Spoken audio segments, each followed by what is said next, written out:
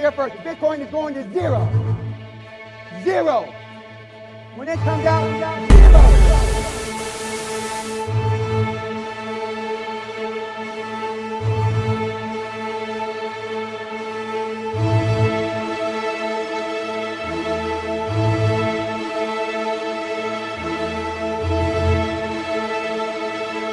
95% are going to die. There's also entertainment to watching companies die too. I don't think I give a shit about my legacy. That's not what matters. I think what matters is what impact I have on the world in the end. Cryptocurrency exchange FTX is now filing for bankruptcy. Its founder has resigned too.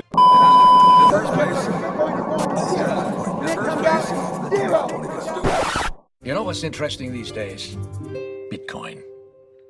Which one's the best crypto asset? Well, Bitcoin's the best crypto asset. Okay. What's the second best? There is no second best. There's no second best crypto asset. There's a crypto asset. It's called Bitcoin, right? Right? There's no second best. Okay.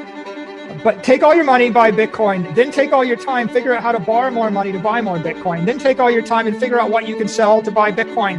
And if you absolutely love the thing that you don't want to sell it, go mortgage your house and buy Bitcoin with it. And if you've got a business that you love because your family works for the business, it's in your family for 37 years, and you can't bear to sell it, mortgage it, finance it, and convert the proceeds into the hardest money on earth, which is Bitcoin. You got to pump it up, don't you know? Pump it up. You got to pump it up, don't you know? Pump it up. You got to pump it up, don't you know? Pump it up. You got to pump it up, don't you know? Pump it up. You got to pump it up, don't you know? Pump it up. You got to pump it up, don't you know? Pump it up. You got to pump it up, don't you know? Pump it up. You got to pump it up, don't you know? Pump it up. You got to pump it up, don't you know? Pump it up.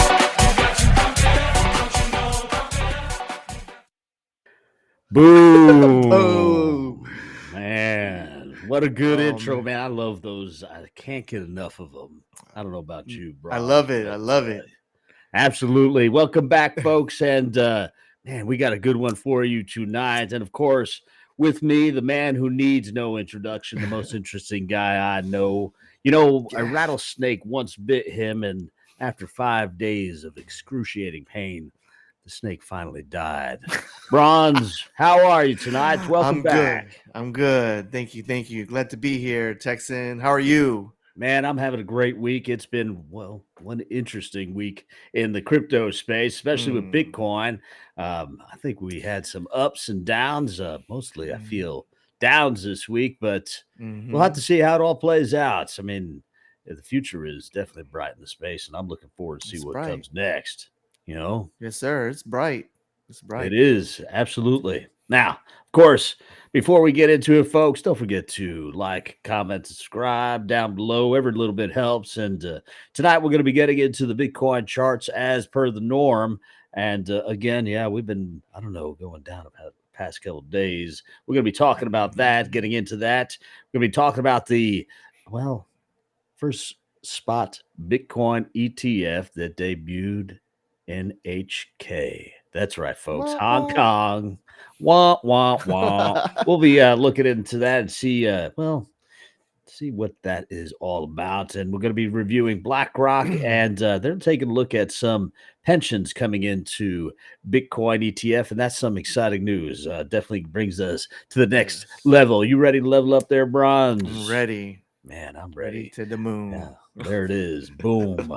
So we'll be wrapping it up with some of the evergreen that we usually talk about. And this time we're going to be talking about the strangest and scariest ghost towns out there. So if you're interested with that, after all we've been talking about in the crypto space, stick around because we're it's going to get spooky and scary and really strange in here. So, all right, Bronze, what do you say we jump right into it then? Let me go ahead and pull up the charts here.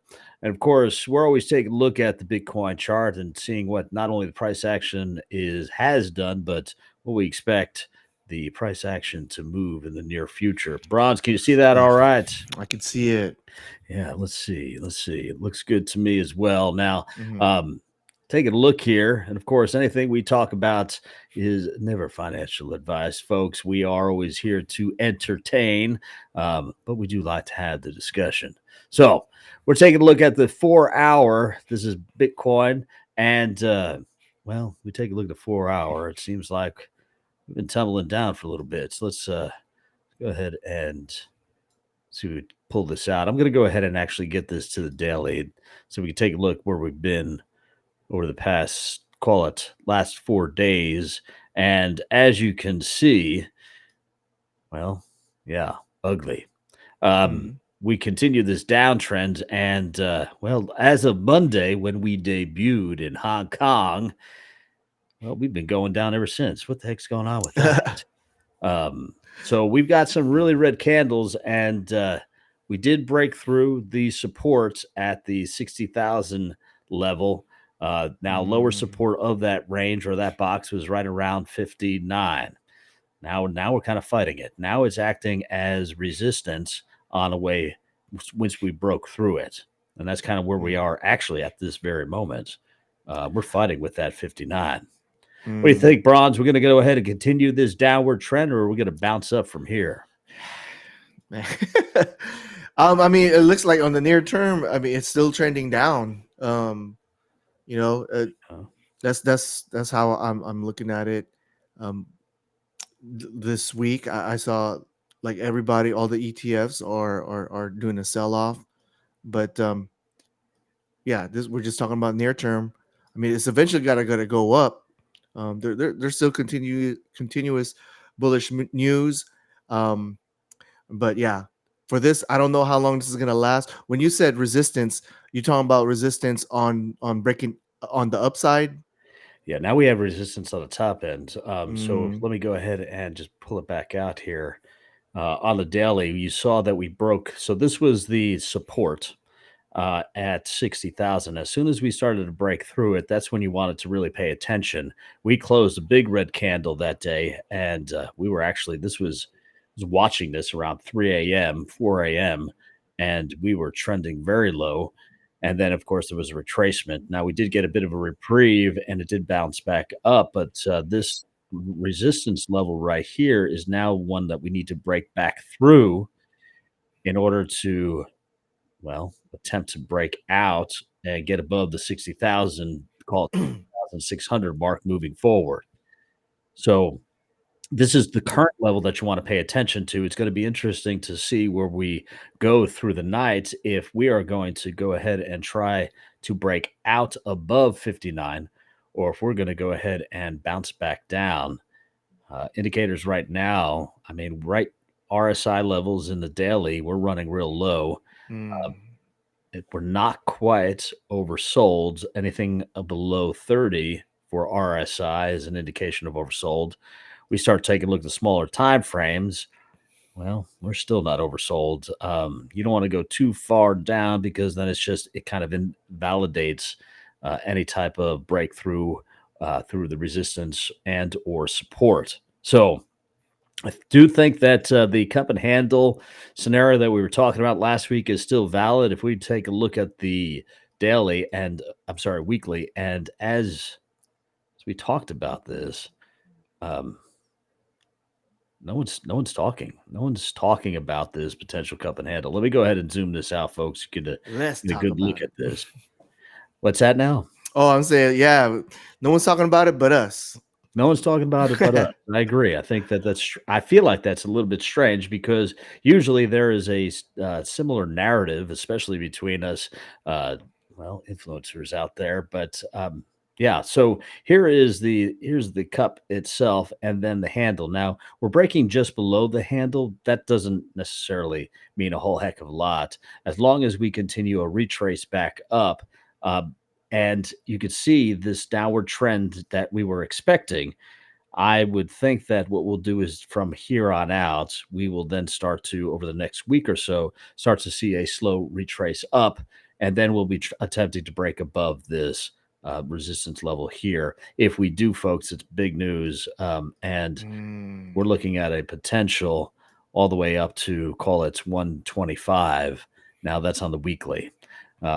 Not saying that's happening tomorrow. And of course, every candle that you're seeing here is a week. So that may take some time, but I feel like that's certainly, I don't really don't think that that's hopium there, folks. I feel like that's conservative, especially when we take a look at some of the numbers that we see some of the influencers putting out there. 125 on the top end for the for this bull run, I feel like is very conservative and realistic. So Buy the dip, everyone. buy the dip, Financial advice. absolutely. Never, but I'm doing it. So, but don't need to listen to us there, folks. I think that honestly, going into the weekend, what's interesting, especially when we do our shows on Thursday, we typically see some kind of leveling off period on Friday, and then the weekend is usually not that volatile. That's not to say that weekends never are, but Right. usually they are not. So, Right. we'll And have to it's see. interesting because I feel like with that's kind of what the advantage of the crypto trading compared to traditional markets. I mean, traditional markets are not active during the weekend. So yeah, so it's been lately, yeah, like you said, that's it can happen, but lately, I mean, so far we've just been seeing just it's been non volatile Yeah. during the weekends. But always keep your eye out.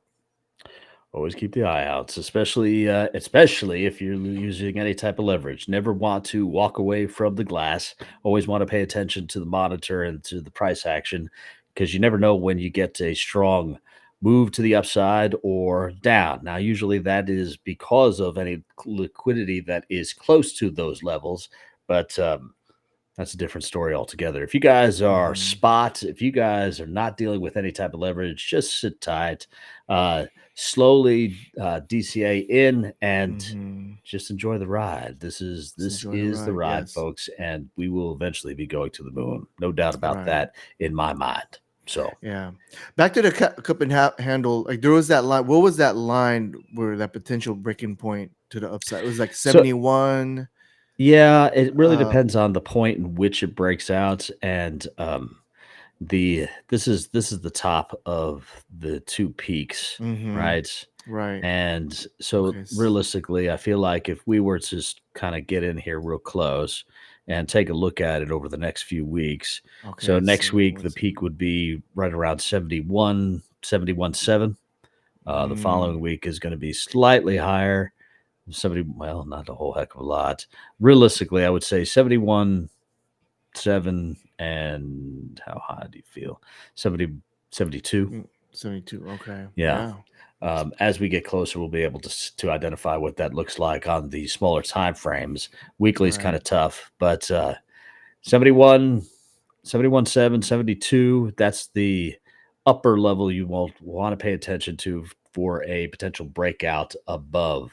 And if we do that, we're going to the damn moon for sure. Yeah. Yeah, there it is. Boom. Yeah. Boom. So, again, never financial advice, folks, but it is interesting to see that we were actually overbought for some time as we kind of really kind of beat those all-time highs, and we needed this cool-off period. We were running really hot with an RSI level nearing 90 at some of these peaks.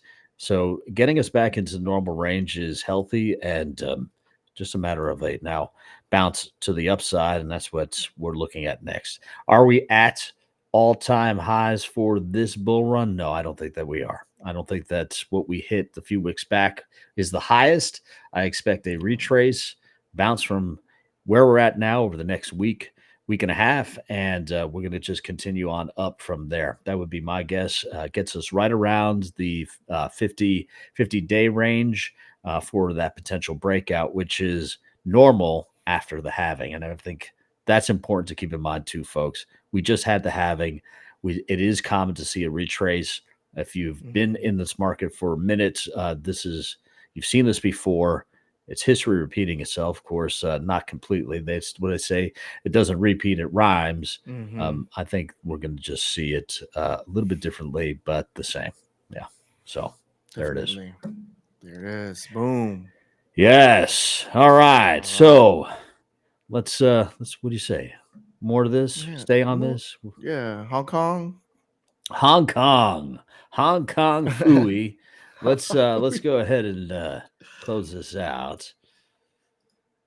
And let me go ahead and pull up just a news article that was put out 2 days ago. Now, it's interesting, folks, because if you are paying attention to traditional media, you'll find, well, not a whole lot of FUD going on out there. Now, we're taking a look at CNBC, and they're talking about Asia's first spot Bitcoin and Ether ETFs debuting in Hong Kong.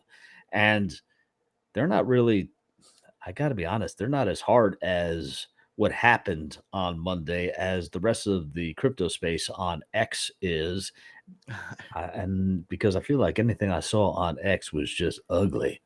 Folks attacking this thing left and right. Now, I don't know if there's a particular reason why the traditional media is taking it so easy while our folks in our space is not, but we didn't have a very good inflow that day. I think that Hong Kong ETF inflows were expected to be significantly higher than what we were experiencing here in the States. I believe folks were hoping that China was going to leverage Hong Kong, the folks over there, and start to purchase. Well, that didn't happen. So it didn't happen. Yeah. I think we were talking that day. We're going to have a Hong Kong ETF party.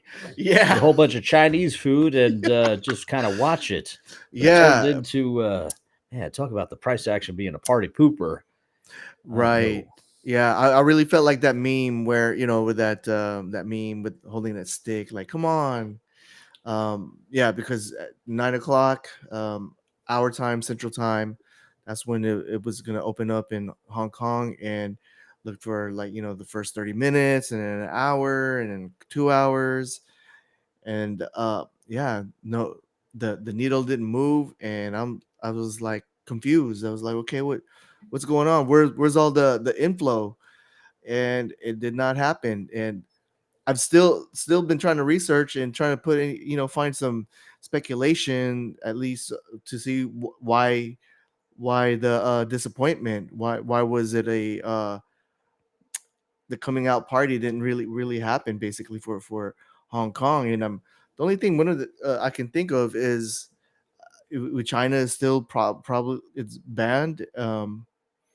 And yeah, that's the only thing I can think of. I mean, really, I guess, okay, I guess Hong Kong's not really is not it. Or they don't really believe in Bitcoin, which is kind of hard to believe. But yeah, I'm trying to figure out why did the non-inflows happened as a lot of us were expecting. Yeah, well, I think that, and there's some articles talking about this, and a lot of the articles are saying, well, yeah, slow start, and they are picking up, and they are kind of ramping up. Maybe they're a little bit more conservative, and the folks understand, the folks that are getting into the ETFs are going to be the folks that really, one, are really, as far as risk is concerned, they're okay with a higher risk, and they're normies, right? They're going to be the boomers that kind of wanted to get into it, but didn't quite know how, wasn't sure, seemed a little bit too risky in its current form on how to get into it. And this is just now the doorway. Now, I think the thing to consider, and this is kind of where our space was a little bit disappointed, we were expecting something higher than the US ETF on day one. Day one in the US was 125 million. Day one here for Hong Kong was a paltry, what is it, 6.6 million. And now, good news is that's been increasing. I think the bad news is, let's pull this up.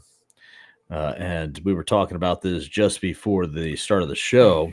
You take a look at the inflows and outflows from the top 11 here in the United States, and man, it was ugly yesterday.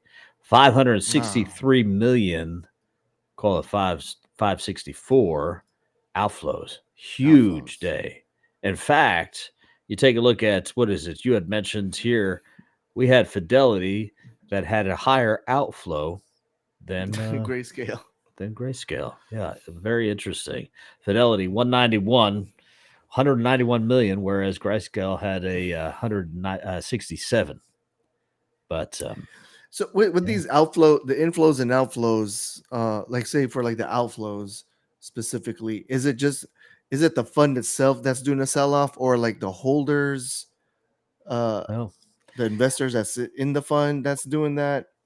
so I think that I think it's both. Mm, Of course, you're going to have outflows from individual investors, but realistically, I think okay. that majority of the movement that you're seeing is going to be from, well, the fund managers themselves. Okay. And if you take a look at the volume, and let me go ahead and actually pull up. Actually, I gotta get the chart back up.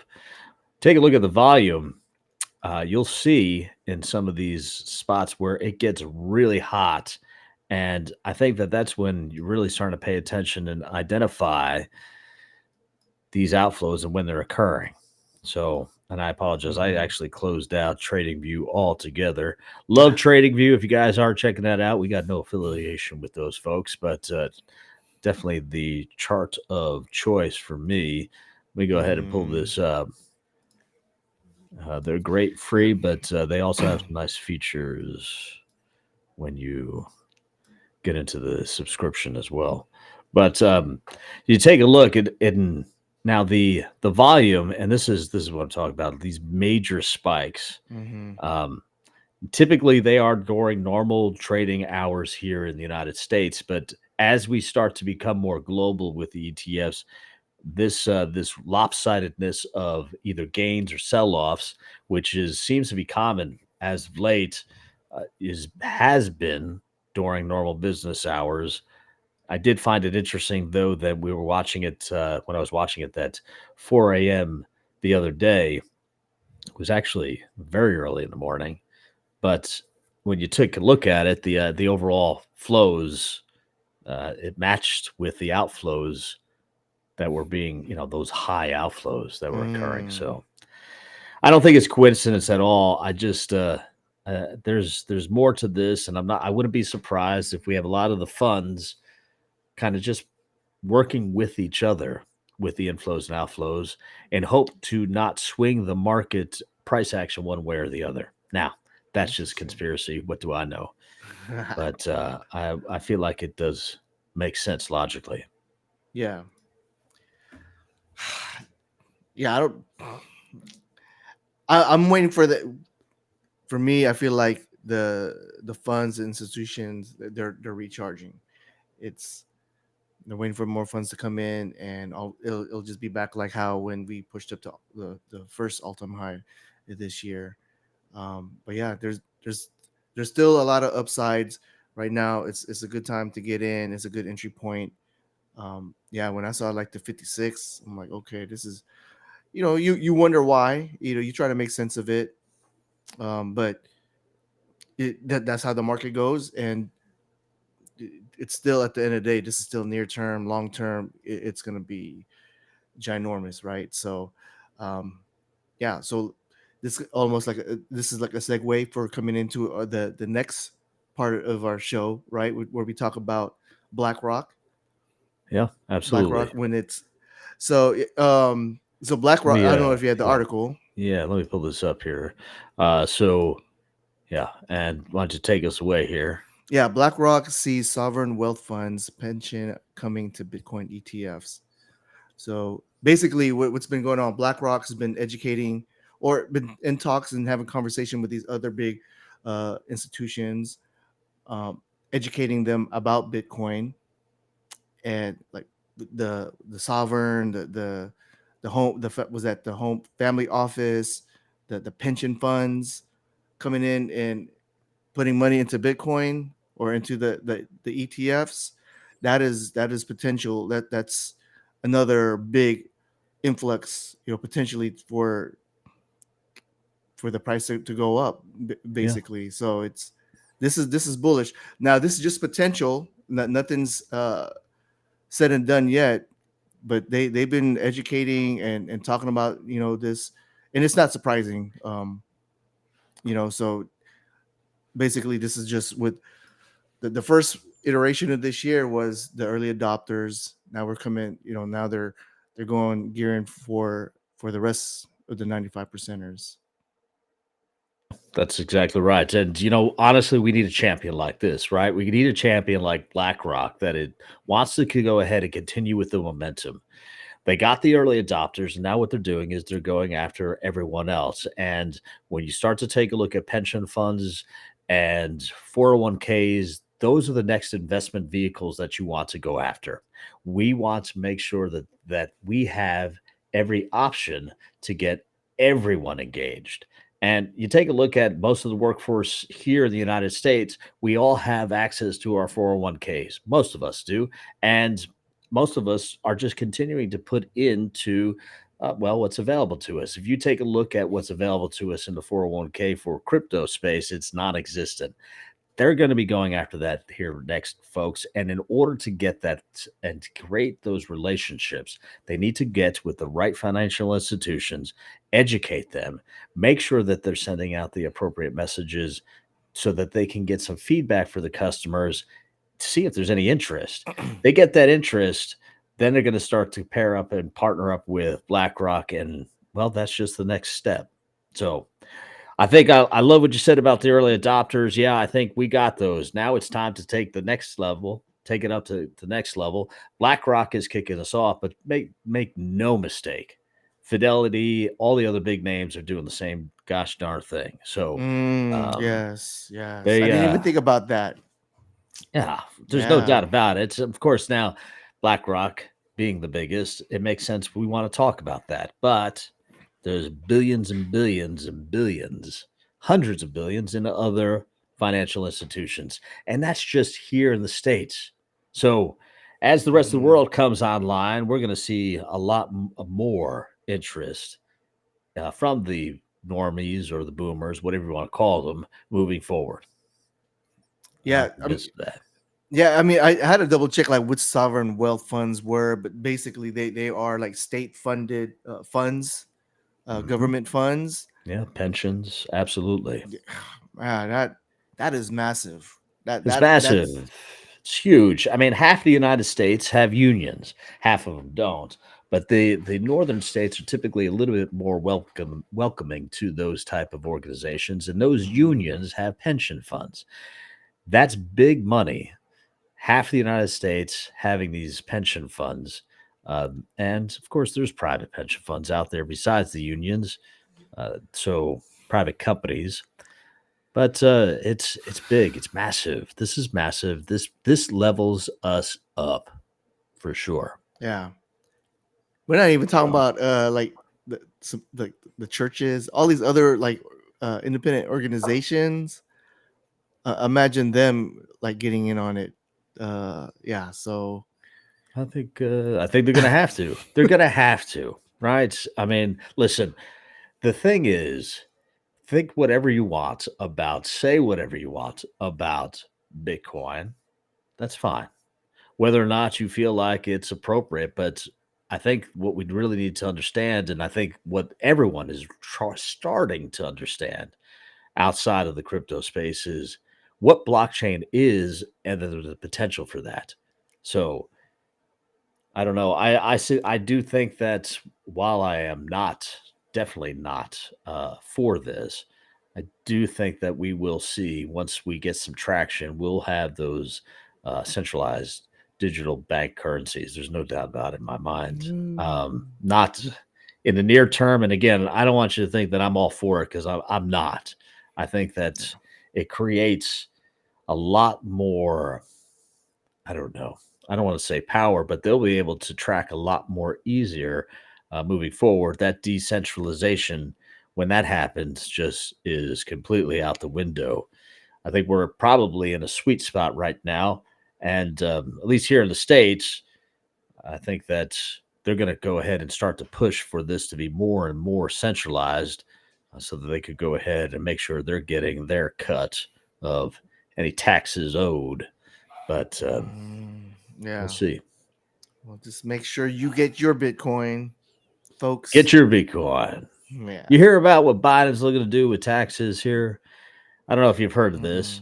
Mm-mm. Um, so, as you guys know, anytime you, at least here in the States, you may or may not know this, anytime you hold any type of stock or crypto, you get taxed only when you sell and only when you make a profit. If you sell and there's a loss, then you get a little bit back and you get write that off at the end of the year. What they're looking to do, or what Biden is really trying to push out here, is, well, it doesn't matter if you are selling, if you're holding at the end of the year, whatever gain you make, they tax. So you don't have to sell anymore. Now, that's not going to say that it's going to go through for sure, but something to pay attention to here in the States. I don't know that it's going to get too much traction. I can't imagine. It doesn't matter what side you're on, left, right, middle of the road. It doesn't sound like it's a good move any way you look at it. So we'll have to see how that plays out. Yeah, Just sounds definitely. like political suicide, you ask me. Right. I'm just thinking, okay, why did he even propose that in the first place? I mean, I guess he's trying to get as much money as possible. All about tax revenue for yeah. sure, no doubt about it. They need better cafeterias to eat in Congress and Senate. So Yeah. More Christmas trees. I've never seen more that. Christmas trees, absolutely. Why I did a not? White House special. I'm like, wow, okay. There's there's Christmas trees all over. I thought Yeah. one is good enough. Well, your taxpayer dollars hard at work. There it is.